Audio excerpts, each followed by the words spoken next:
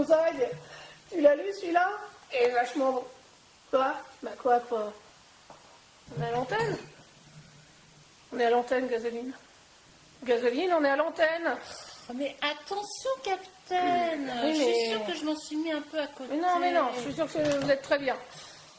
Amis de l'Église 21, bonsoir. Gasoline et moi, Capitaine Tiponche, nous sommes très heureux de vous retrouver ce soir pour notre deuxième émission autour de la route du Rhum et de François Gabard. Une nuit terrible, une première nuit en mer terrible pour tous les skippers engagés sur cette route du Rhum, n'est-ce pas?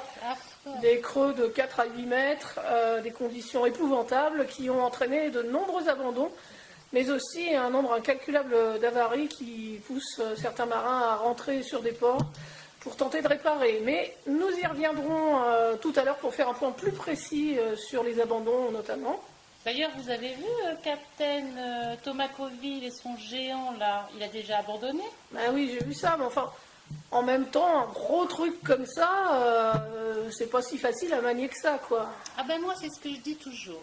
Il vaut mieux un petit truc résistant et qui se faufile partout, plutôt qu'un machin énorme qui va trop vite et qui n'arrive jamais au port. D'autant qu'un mec qui abandonne comme ça en cours de route, ça laisse toujours sur sa fin. Oui, c'est pareil, vous avez vu là l'autre là qui a cassé son bout dehors. Je voudrais pas être à sa place, hein, parce que casser son bout dehors, ça doit faire sacrément mal. Je voudrais vraiment pas être à sa place.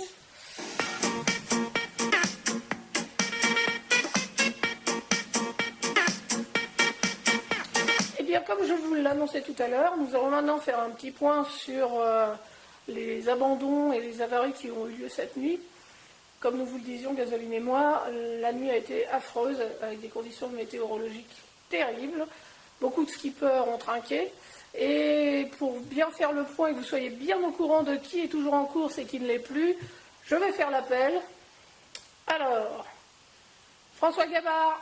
En course. Loïc Perron. En course. Thomas Coville. À jeter l'éponge. François Engoulevent. À jeter l'éponge.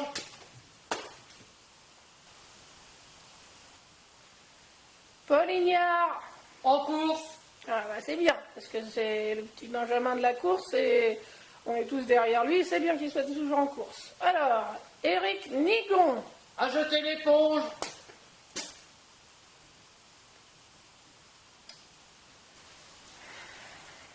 Notre ami Alessandro Di Benedetto. En course. Tant mieux pour moi. Loïc Fequet. À jeter l'éponge.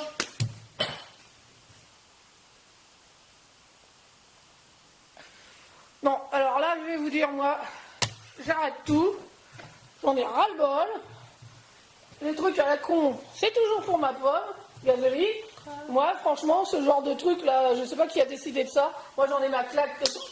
Alors, Capitaine Tiponche ayant déclaré forfait dans la liste des abandons du jour, nous vous invitons à aller sur le blog pour voir les concurrents qui sont toujours en lice pour cette épreuve de la route du Rhum. Capitaine, mais Capitaine, je vois bien que vous boudez. Bah, faites pas cette tête aussi, c'est vous qui m'avez dit que vous en aviez votre claque. Bon, allez, on va boire un petit coup, hein, ça va vous donner un petit coup de fouet, vous verrez, ça va aller tout de suite mieux. Pour enlever la douleur. Oui, pour relever la douleur, par exemple. Vous n'avez pas fait si mal que ça, vous êtes un grand garçon, un grand gaillard, hein. Allez, alors. Je trinque pas. Il est râleur. Heureusement, François est toujours en course, lui. Allez, François. Allez, François.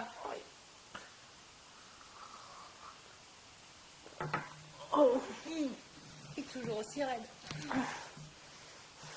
Eh bien, bonsoir à tous. Nous vous souhaitons, comme d'habitude et comme à l'accoutumée, une bonne soirée. Bonne soirée, Capitaine. Et une bonne soirée.